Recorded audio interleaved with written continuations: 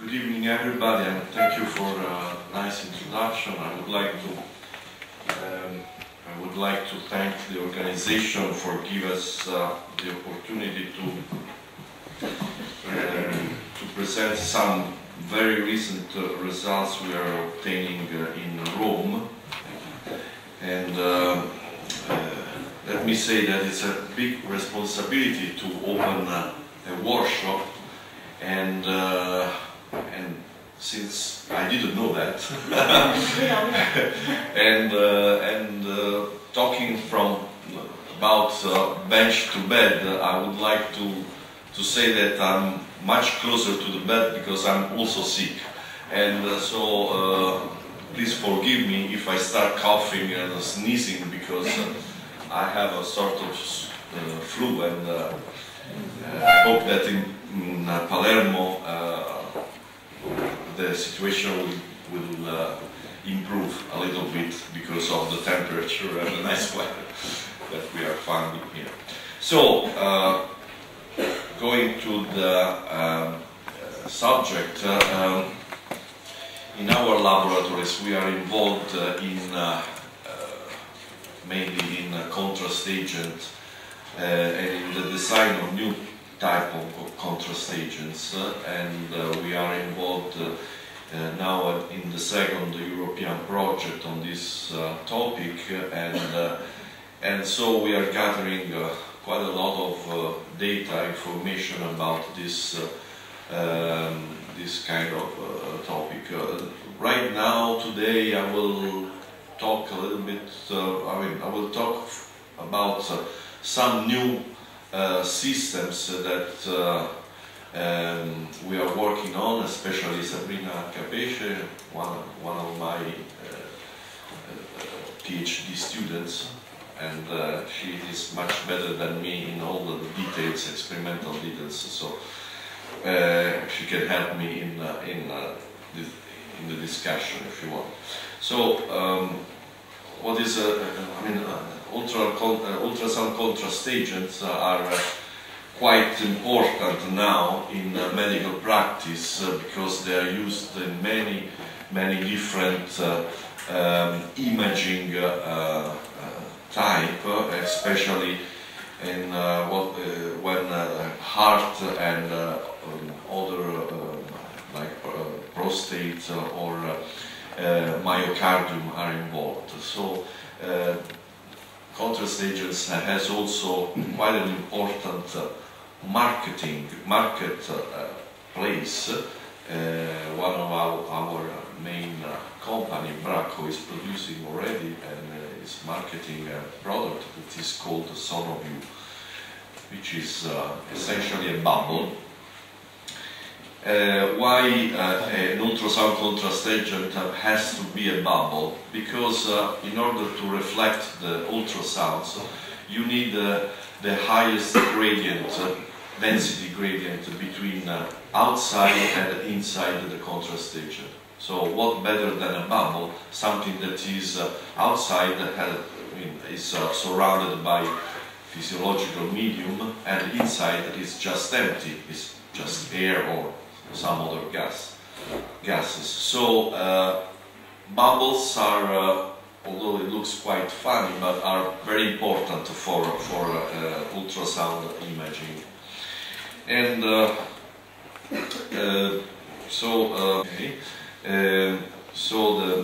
ultrasound contrast agent is essentially any kind of device that can enhance the signal of your diagnostic tool, and can be of any kind.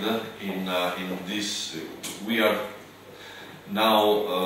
start now to discuss about echography, essentially ultrasound, but as you will see, the main direction where we are going is to mix up many things together. So, one of the challenges in this field is to start to design a device that is multifunctional, that can support different kind of imaging. So, with one device, you can hopefully, and this is the main goal, you can have an enhancement in ultrasound, but as well as in magnetic resonance, as well as in PET. So this is a quite challenging goal, and a lot of people is working on this. We are doing our little work, and we try to do it at our best. Let's start with discussion on what is a microbubble and how, why is it important in this field. We have two different types of systems that we can refer to. One is the, let's call it conventional, although I mean it's nothing bad in this world, but this is the most used, and in fact when I was mentioning the Bracco product, Solview, it's a product in this class of ultrasound contrast agent.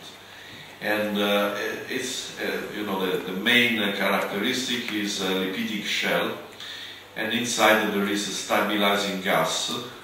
In the case of Solview is hexafluorosulfur, or might be also some perfluorocarbon gases. Something that weighs a lot, it's quite dense, and it's hydrophobic and can stabilize the droplet, let's say, can be stabilized with this lipidic shell. Characteristics of this type of bubbles are, let's say, they are quite good, they have a good biocompatibility, they have a very low circulation life. This is one of the main problems of this kind of, and radiologist is faced every day this kind of problems. And on the more structural side, the size and thickness it's quite polydisperse, and this may cause problems, especially the size, when this bubbles has to flow through the capillary system. And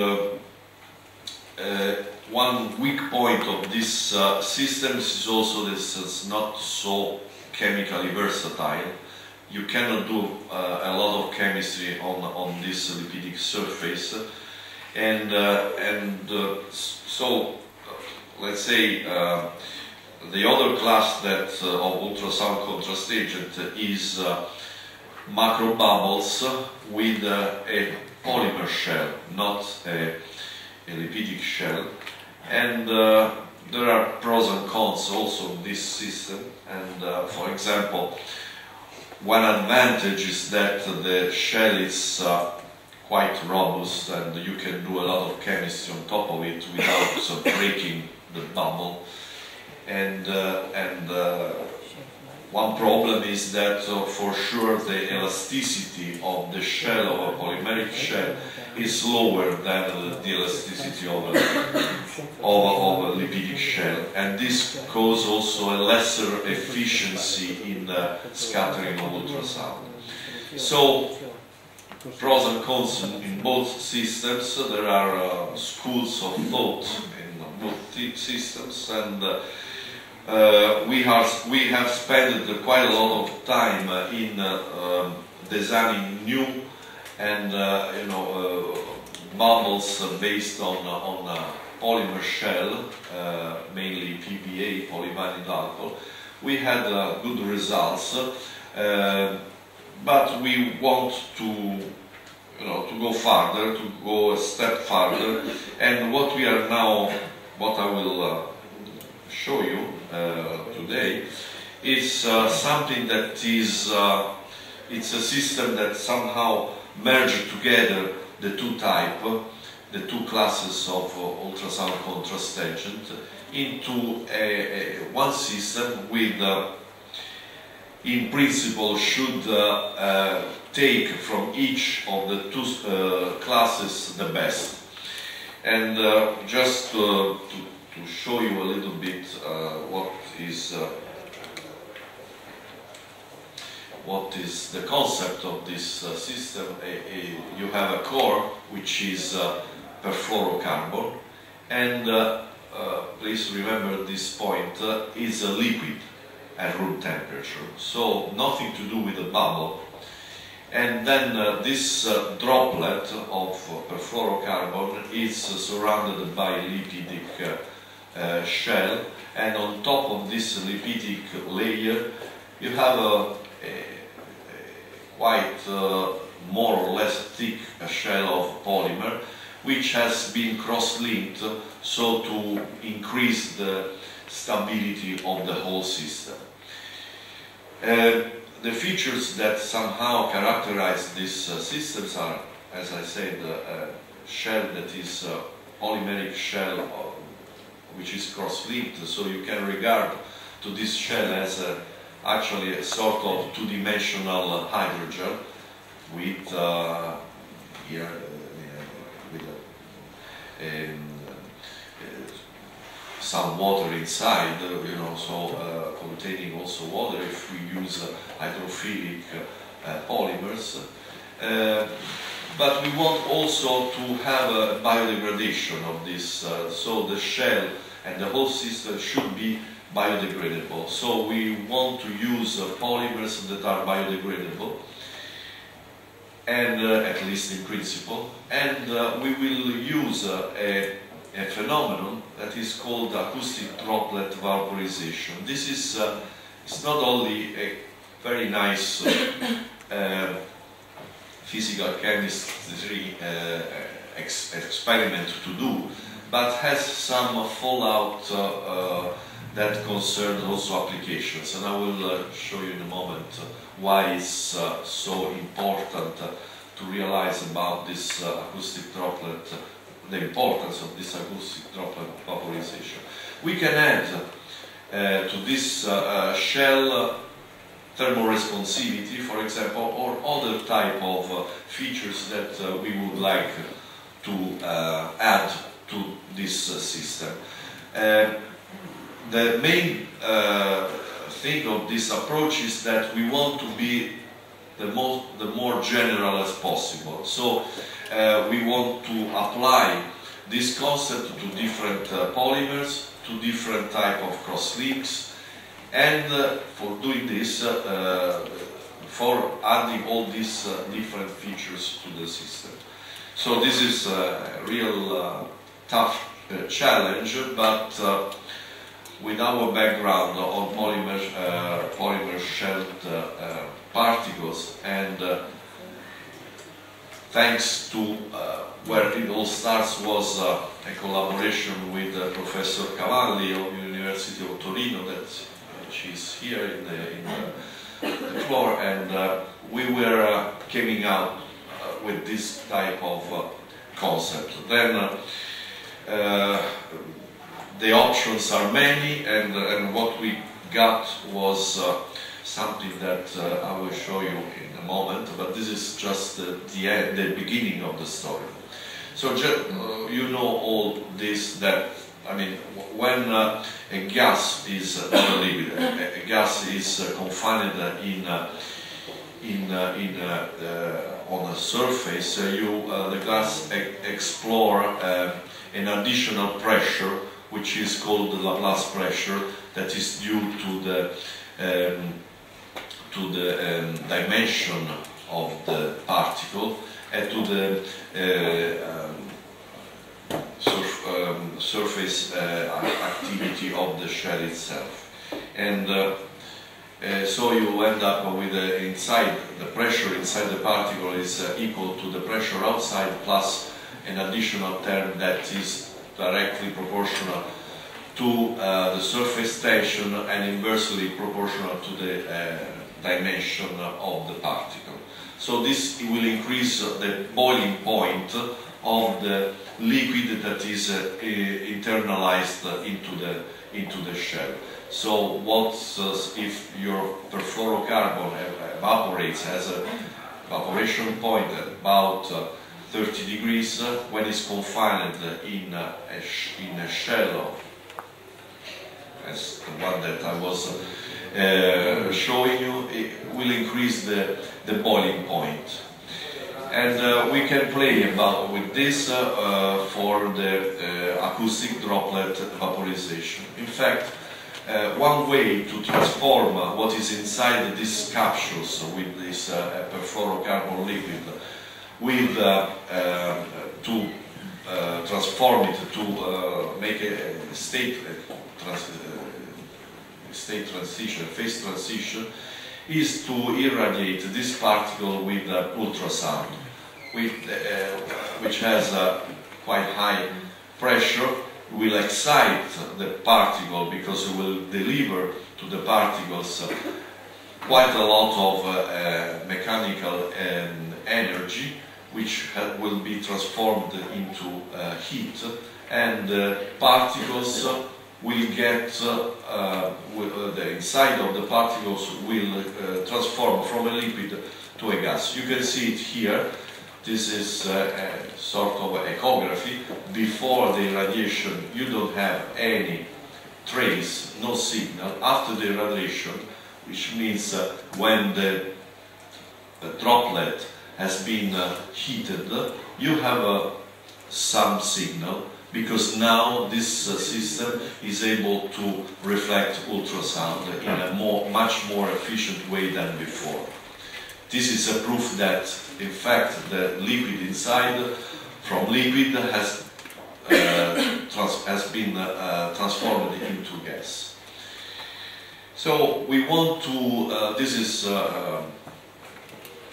I think, the first paper on this phenomenon was of the 2000. Now many people are working on this and are using this effect to somehow increase the set of potential systems that may be used as ultrasound contrast agent. What we have done is, for example, we have used as a polymer to coat this droplet of lipid dextran, and we have modified dextran with a methacrylate side chain, different kind of substitutions, and then we have done. I'm a physical chemist, so I'm not good in organic chemistry, so I do very simple things when I have to do chemistry in the lab, and so we just made a photo polymerization of this methacrylate group that gives a wire, a chain of polymethyl methacrylate, which are joining to a lot of these polysaccharide chains. The idea was that this dextran is hydrophilic, so this part is a little bit hydrophobic, and so the hope was that this side chain was sticking into the core, the hydrophobic core of the droplet, and this was using this hydrophobicity as a driving force for the deposition of the dextran on the shell. What we got? Well, this is what we got. As you can see here, this is the system at rest without any excitation at room temperature, and this is the confocal This is a micrograph from confocal microscopy, and you can see here a set of an ensemble of particles with a liquid core with an average diameter of about 5 micron. This is the distribution. It's not so dramatically broad as in some lipidic particles. But when you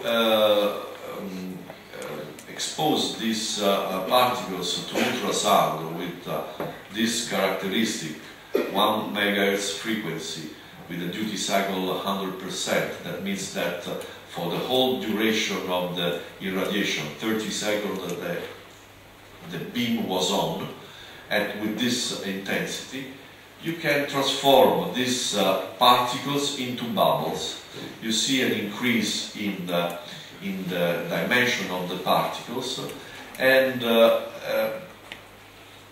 this is the diameter the average diameter will increase to about twice as the starting diameter, and now this is here you have a gas instead of liquid.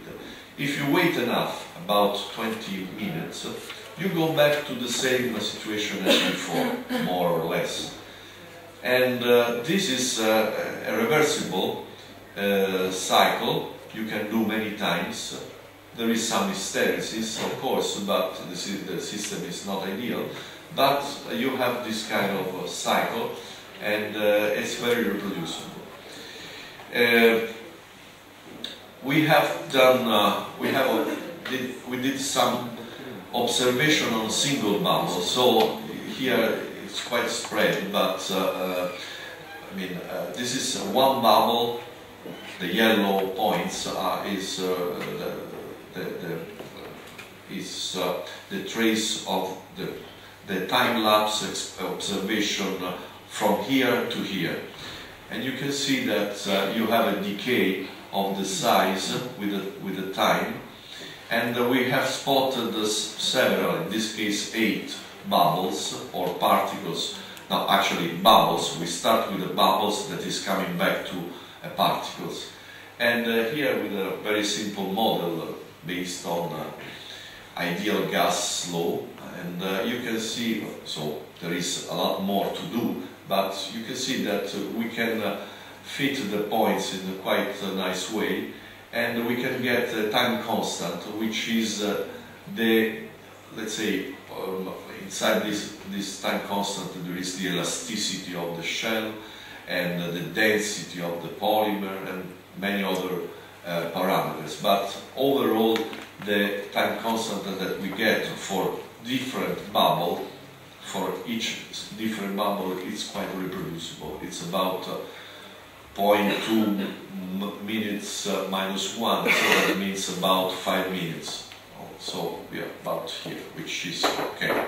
You can see that we can do much more with this on other. We are thinking to refine the model, but this is, I mean, to give you the idea, this is enough, I think. The polymerization can go on for different days, and the diameter and the shell of these particles will slowly increase. So this is something that we are now studying. We want to see what is, since it's photopolymerization involving quite a lot of radicals, we would like to see how these characteristics responds to, for example, the presence of a radical scavenger, just to quench the growth of the particles at a given point. This is an experiment that is ongoing in the lab. What about if we put inside this liquid here, these capsules, the same that I showed you before, with some fluorescent probe that fluoresces when the environment in which is the probe is hydrophobic, and when the environment gets more and more hydrophilic, the fluorescence is quenched. So we were using Nile red, which is a dye with this kind of characteristic behavior, and you can see that the core, the liquid core, is perfluoropentane, is colored in red. That means that Nile red is emitting fluorescence in the red. When you irradiate the capsules and they make the transition into bubbles, you see that the inside is less red, and Nile red is accumulating on the shell of the particle. But when you stop the sonication and you wait usual 20 minutes, you go back to the situation as before. Probably here you have also a quite more homogenized night red inside the particles. So we can follow somehow this process, and you can think.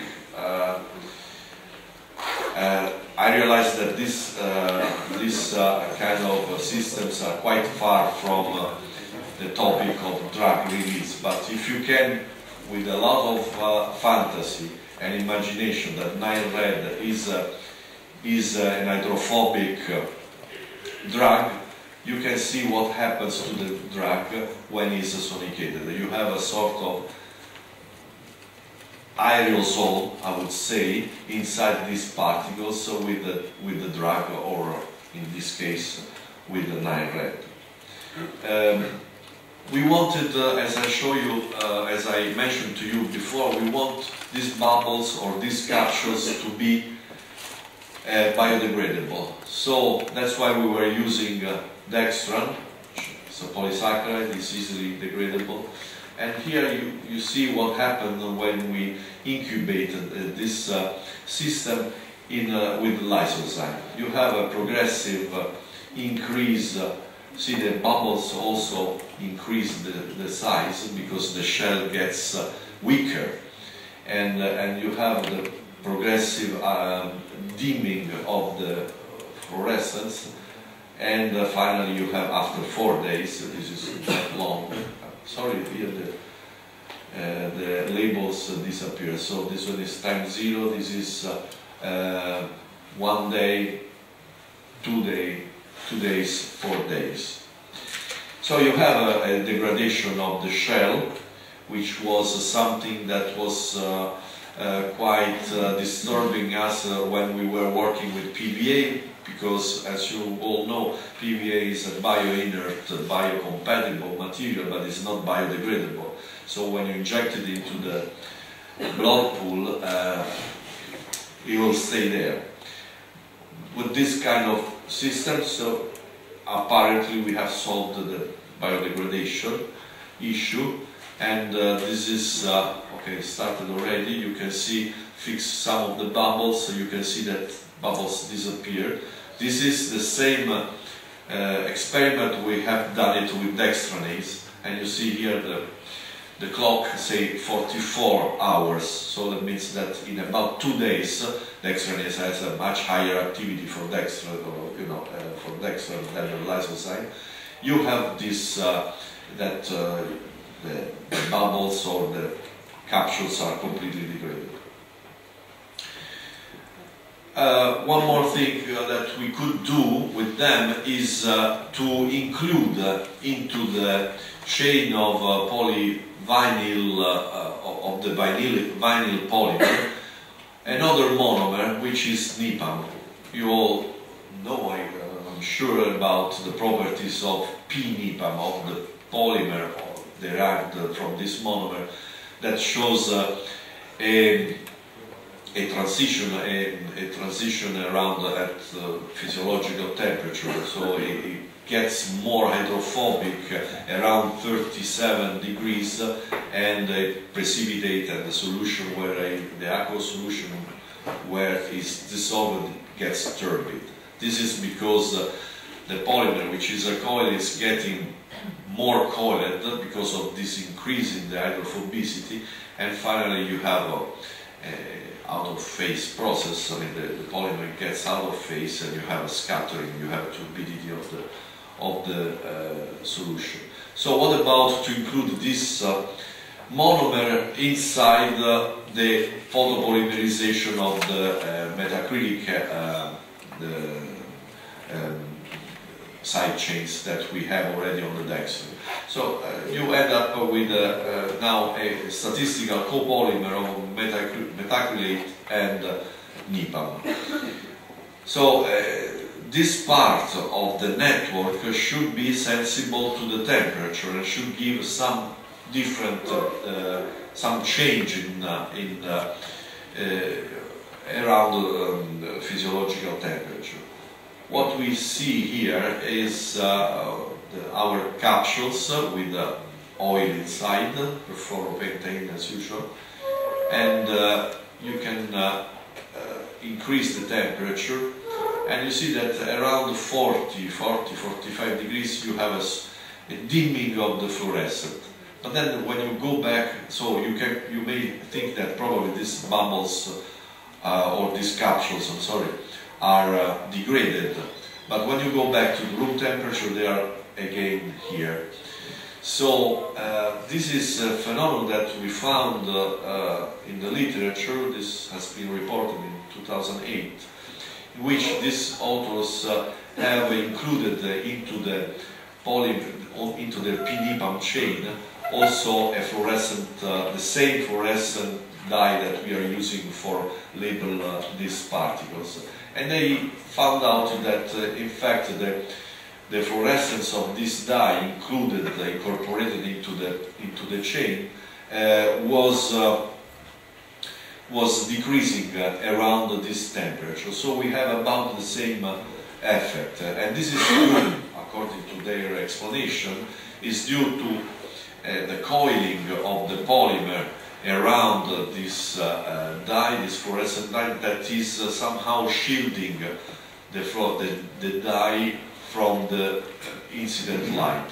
So as the dye probe a smaller amount of light, it will also fluoresce less. So it's quite understandable and a simple process that is coming on. What we could do with our system, and we did it, is to try the same experiment with, not with this polymer, but with the same polymer that I showed you before, without NIPAM, because in those cases, in principle, this kind of effect should not occur. And indeed, that's what it is. You see that room temperature, 30, 35, and go on, and that nothing is changing here, because you don't have this element, this monomer or repeating unit that is sensible to the temperature. So this is a sort of control or blank of our system which is behaving in this way. So we can really say that we have added properties like thermoresponsivity to this system. So you can see that this approach is really leaves a lot of options open, and you can really play a lot with the type of polymer, with the type of cross-linking, which kind of cross-linking you want to do, and so on. This is always to see the behavior of this last system, which is thermoresponsive, and we see that they maintain the usual ultrasound behavior. Those are capsules, they become bubble, they go back to capsules. So we have added the thermoresponsivity without losing the ability to scatter, I mean, the characteristic, the essence to be a bubble after sonication. So we can maintain both features. One more thing is that let's try to make the same thing, but replacing dextran with the hyaluronic acid. The hyaluronic acid was metacrylated here according to this reference, and we have tried a different degree of substitution, and here I'll show you this is done with a 30% substitution. We call it HAMA, and instead of using surfactant that we were using in the previous system, here we have used an amphiphilic polymer, which is pruronic, and which is composed by a statistical polymer made by these three repeating units. And on top, I mean, interspersed with this, we have added octylamine. This is because around pH 5, at least part of this amine group is protonated and can therefore establish a favorable interaction with a negative charge or hyaluronic acid. So we are adding on top of this hydrophobic group moiety also the electrostatic effect to have as much as possible a nice deposition of polymer on top of the droplet. And those are the results. You can see that we can make with hyaluronic acid these capsules that they increase the size when you sonicate and then they go back to capsules again. To show you a little, just to show you that this approach is really general, we were also trying to do click chemistry on top of this droplet, and we sorry, here is made a mistake. This is dextran, it's not hyaluronic acid, and we have derivative with azide and with alkyne, so that you have the two partners, the two clickable partners to make a click and to make this triazole ring as a junction between two polymers. And what you can see that we were able to form these particles. Unfortunately, we are not already in a good position for the size. You see, the size is too big. We would like to have something going down to 5, something like this, or even less than that, because if you think of an injectable system, you want to have a much lower size. But the behavior is there. You have this is before the sonication. When you sonicate, you have an increase in the size, and if you sonicate for 1 minute, you have the breaking of the particles. So you can also break the particles, which might be useful if you are thinking to also this device is not only as a diagnostic device but also as a drug carrier and a vector for drug. So to conclude, I'm just giving some hint that we can spot from these preliminary observations is that it's really possible to do shells with almost any kind of polymer. We were focusing on polysaccharides because we are really caring for biodegradation. This acoustic droplet vaporization is a fantastic system to have a multifunctional microbubbles for ultrasound imaging and drug delivery. So this opened a lot of consideration on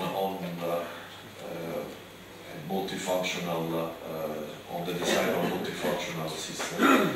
We have extra features that can be added, like thermoresponsivity, biodegradability, I already said, and drug vectoring, because we haven't done it yet, but we have done it with the PVA. We can add on the surface of this polymer ligands to target, for example, to target proteins on the shell and antibodies and so on. So in perspective, I think that this is might say something in the field of the theranostics. So this is I left the dots here because I give it to you more as a hint more than a fact. But we are working on this. Thank you very much.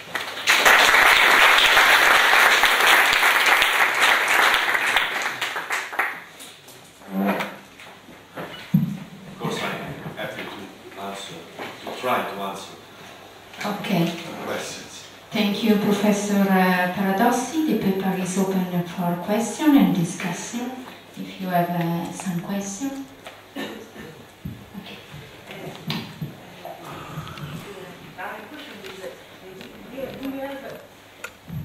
you have some result about the possibility to use the systems as the biodegradable systems? Yes, unfortunately no. I don't have this data, but soon we will have it. And this is, let's say that for historical or better for fun reason, we were more interested into the diagnostic side. But of course, the drug delivery is another topic as important as the diagnostic, and so we really would like to go on this, because if you have on your hand this hydrophobic core, then there you can deliver, transport hydrophobic drugs like most of the anti-cancer drugs are. So this would be fantastic. And we have chosen hyaluronic acid because it's a ligand for CD44, so you can target tumor cells or tumor tissues, and if you get inside some anti-tumor drug and you just crank it up and you blow the bubble, you can deliver locally your drug. This is a dream, but this is where we are trying to go. A question? Thanks, Gaia, for your presentation and for your data. Just one curiosity. What is the procedure that you use to form the shell of polysaccharide, the microparticle?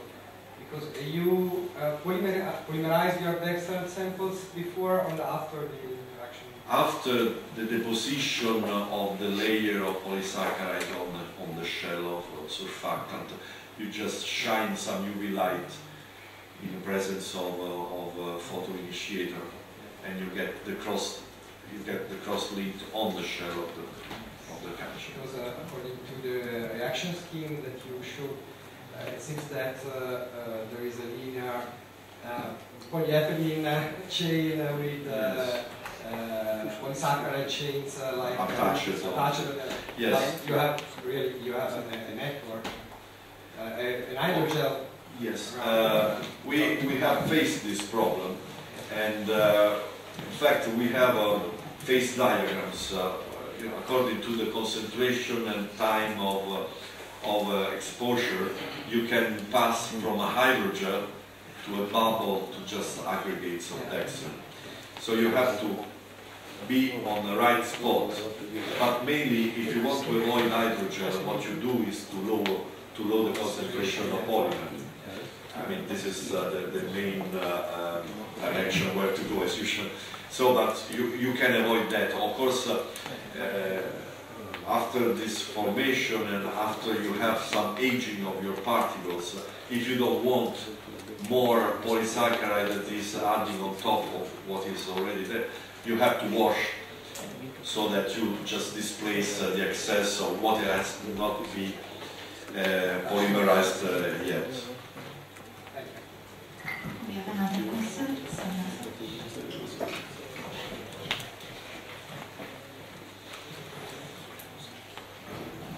Thank you very much for the nice complete overview of your work.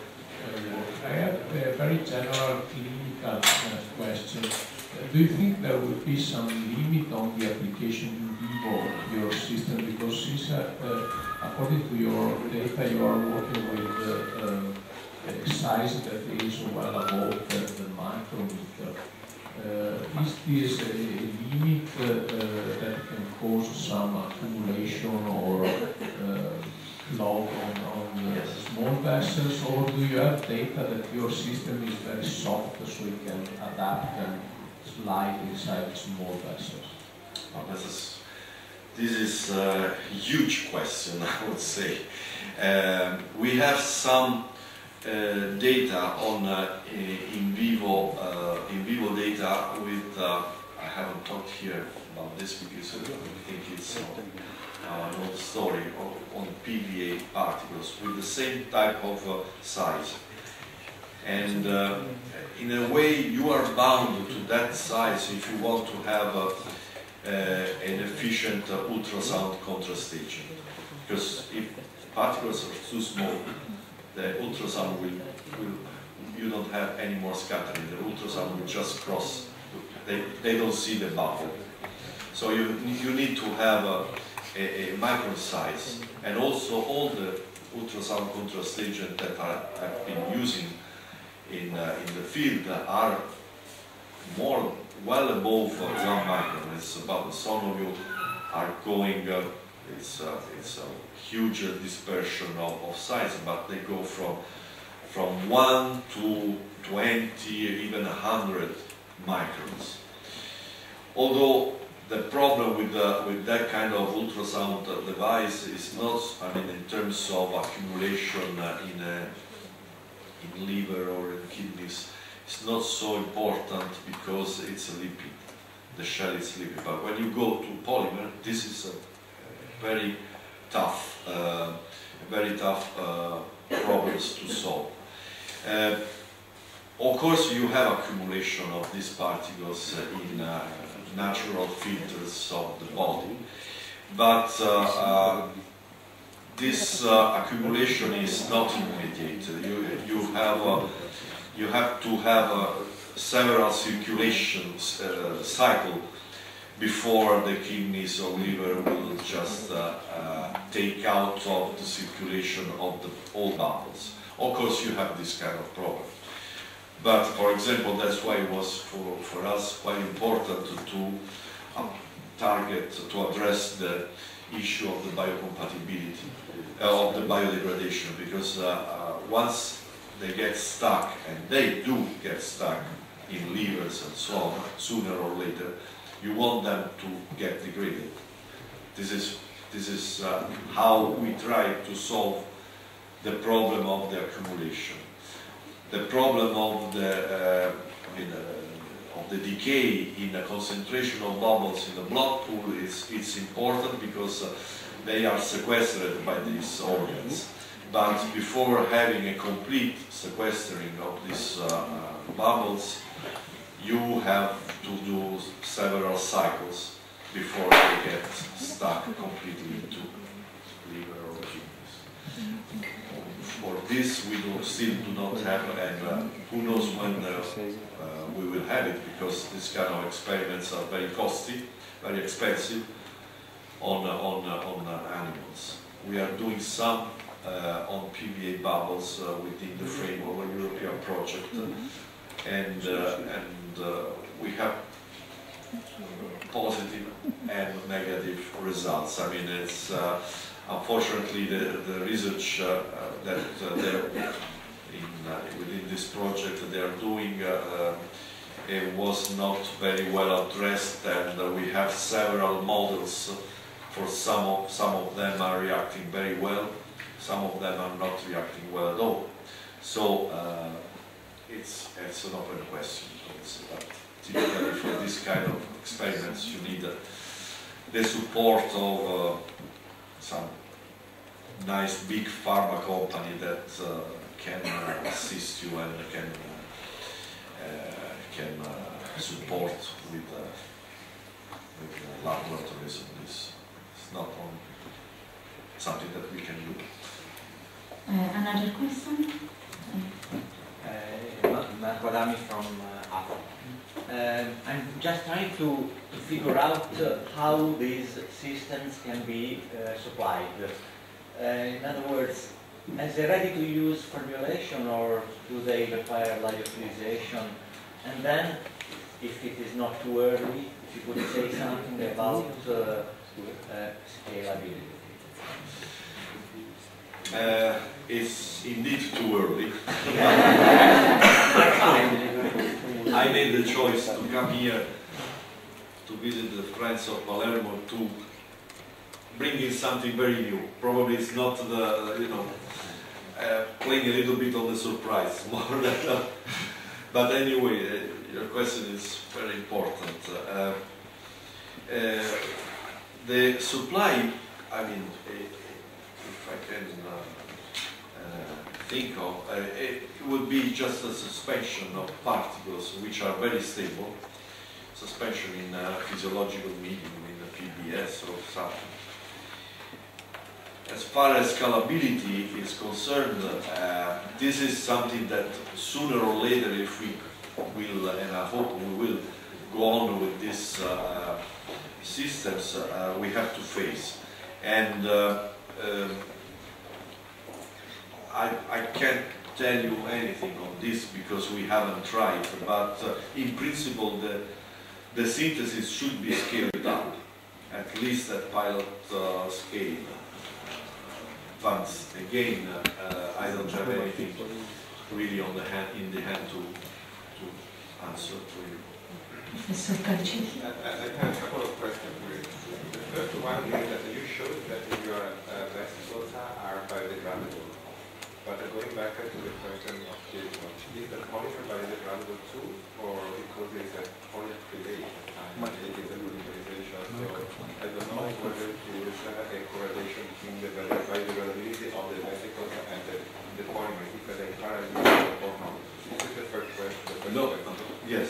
And I have another question is for drug delivery application, what is better? Is better a polymerized vesicles or just a physical coating of the gas? Okay, first question, probably first answer.